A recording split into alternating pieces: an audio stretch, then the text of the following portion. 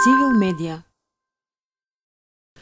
Вашиот институт спроведе истражувања меѓу граѓанките и граѓаните од нивните очекувања од политичките партии во изборен контекст и пошироко. Па можете ли малку повеќе да ни кажете за овие истражувања? Истражувањата се дел од оние што се нарекуваат лонгитудинални истражувања, односно ние следиме промена на ставови на исти теми низ одреден временски период, со што можеме да лоцираме нели како тие варираат или низ периодот и од какви контексти зависат.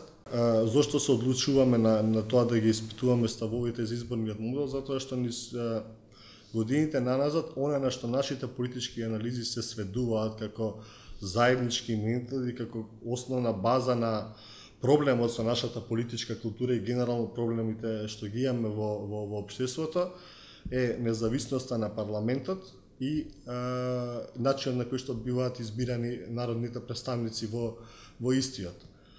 Што е проблемот со земјата? Проблемот е дека всушност владата е таа која што го контролира собранието. Анкетите исто така покажуваат дека и перцепцијата на луѓето се такви, дека не е законодавниот дом на кој што ја контролира владата како што би требало впрочем да биде, како поради тоа е така устроен формално нашиот систем, туку дека е сосема обратно. Токму поради таа контрола на извршната власт врз законодавната власт отсуствува надзорот кој што тој законодавен дом парламентот треба да го прави врз државните политики и практикувањето на политика. Без надзор имаме неодговорно владење, злоупотреба на државни функции, на службена должност и така натаму, на ресурси и слично, зашто трпи целото наше општество на секој можен начин. И тогу поради тоа е клучно да се промени како се бираат представниците и да му се даде независност на собранието. Моментално таа независност собранието ја нема. Буџетски се уште е зависно, иако само во оквира буџетот сепак се одобрува во министерството, се уште е зависно од владата. Ако сакате и чиниите, дури и чашите во собранието се собственост на службата за заеднички општи работи на владата на Република Македонија, што е интересен символичен показател за таа меѓузависност, односно зависност на собранието од извршната власт. Имаме пратеници кои што немо молчат и кои што продолжуваат да ги игнорираат со отворени очи овие злоупотреби и корупција на власта. Меѓутоа ова се случува истото се одразува и на локално ниво, и на ниво на општина. Изборот на пратеници е ист. Листата бива создадена од партиите во партиските врвови и пратениците, дури и да не ги знае ниту еден избирач на крајот од нивниот мандат, повторно, доколку биле доволно лојални на партијата, имаат шанса да бидат повторно на таа листа. Концептот на отворени листи го менува токму тоа, им дава шанса на оние кои што автентично се залагаат за владење на правото, за демократско владење, да преку својот мандат и суштинско делување демократско во рамки на истиот, биват наградени од граѓаните со повторен мандат и доверба. Тоа е идејата. Меѓутоа, на тој начин главните големите партии ја губат контролата и го слабеат својата моќ и своето владење по таа партиска вертикала.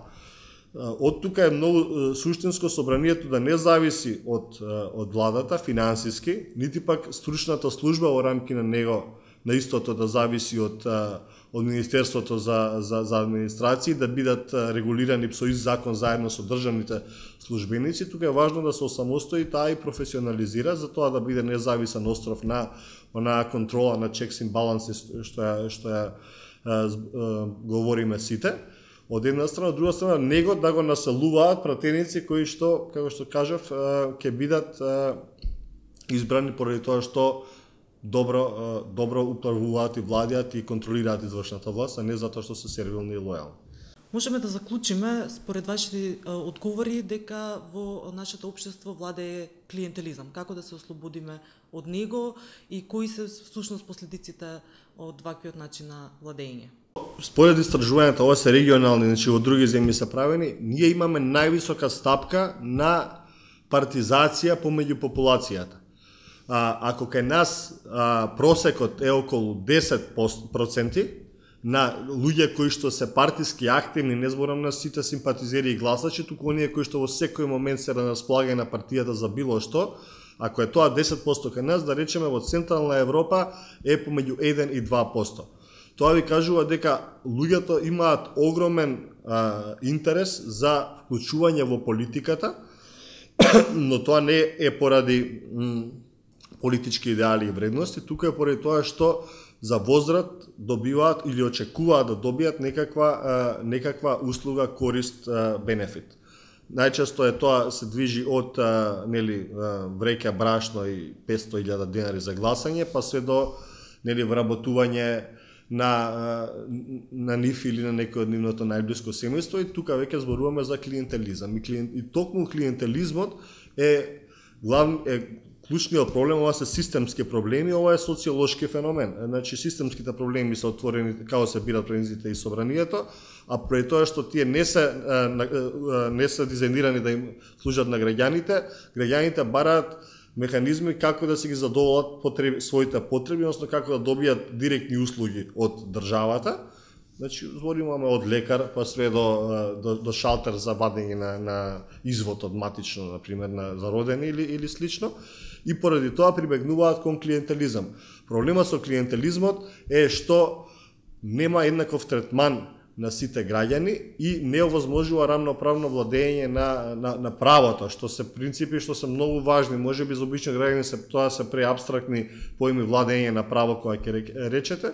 Меѓутоа, идејата е дека правдата треба да важи за сите, а токму тоа ние првенствено мораме формално, системски да си го овозможиме како општество, за да можеме после да делуваме и во рамки на секојдневниот живот и да ги менуваме практиките на луѓето. Како тоа клиентелизмот е поврзан со отворените листи?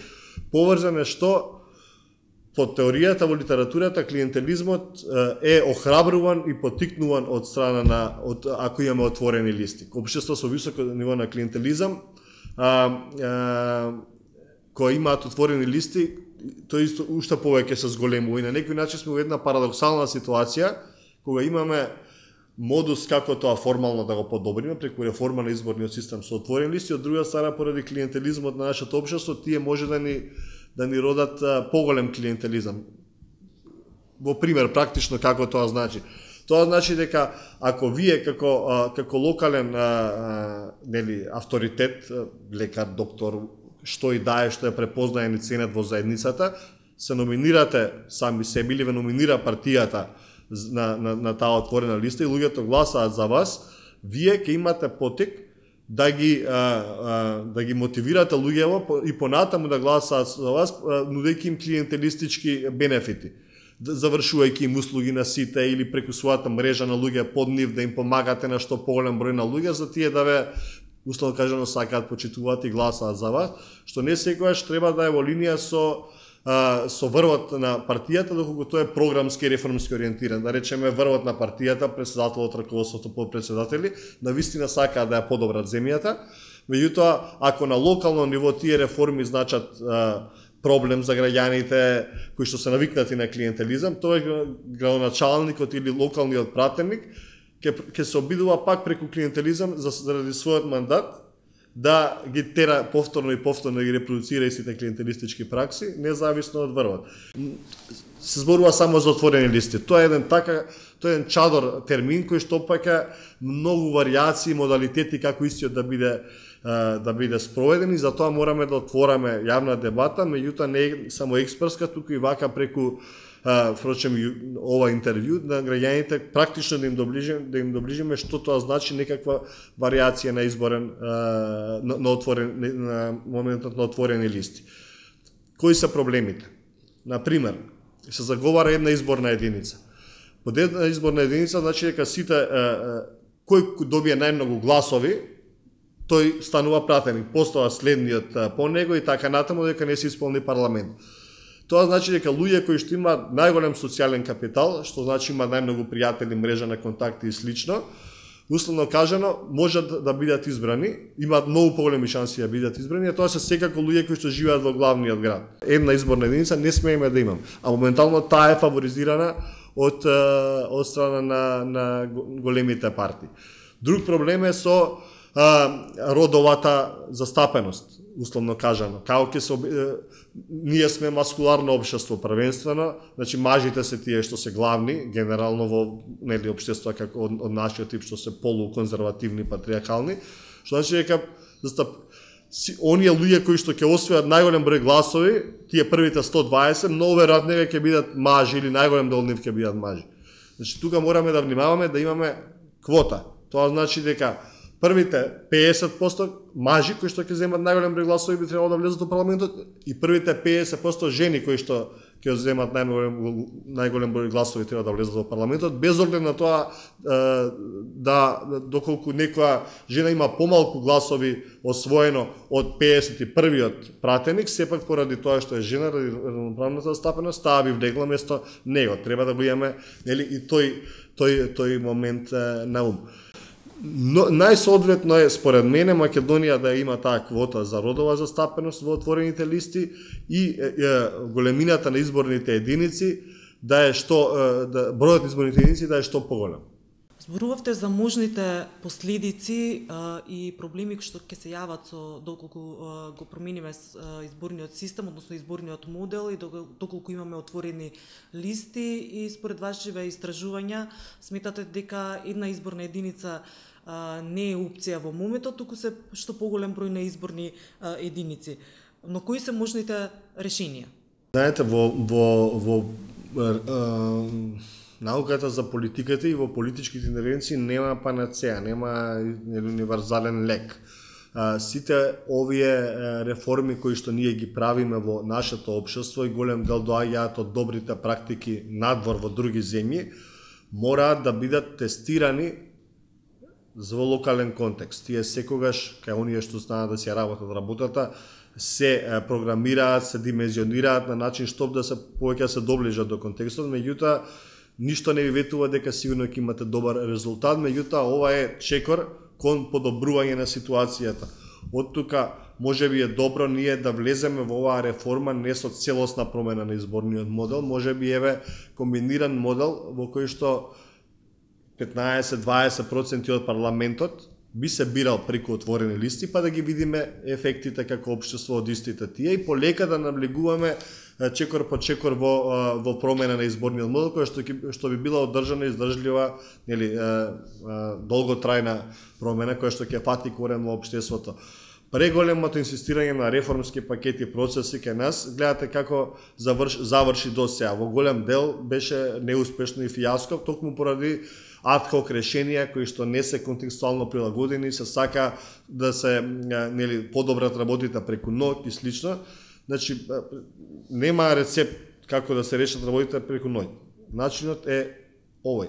Барем преку еден дел да се бираат преку 1% од вкупните нели вкупниот број на пратенички места да се бираат пратениците преку отворени листи. Истото да се случува и на локално ниво во изборот на советници во рамки на општините. Ке повторам, тоа значи дека ако некој пратеник нема да должи ништо на партијата или некој советник во општината, нема да гласа за криминален дуп, како што е случај со сите состави на општини до сега, Скопје и сите останати градови, гледаме што ни се случува, нема да гласа за тој дуп, поради тоа што му рекле така у партија, заради да се обезбеди следниот мандат некаква друга бенефиција, привилегија, повторен мандат, тој ќе гласа заради тоа што неговите деца ќе се гушат во овој воздух и ќе имаат низа психолошки расстройства поради невидената урбанизација што ќе се води од јавниот интерес пред се.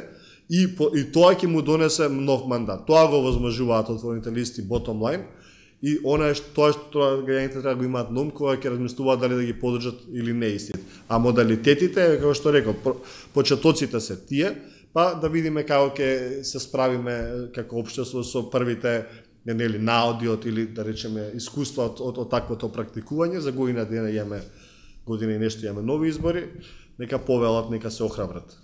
Цивил медија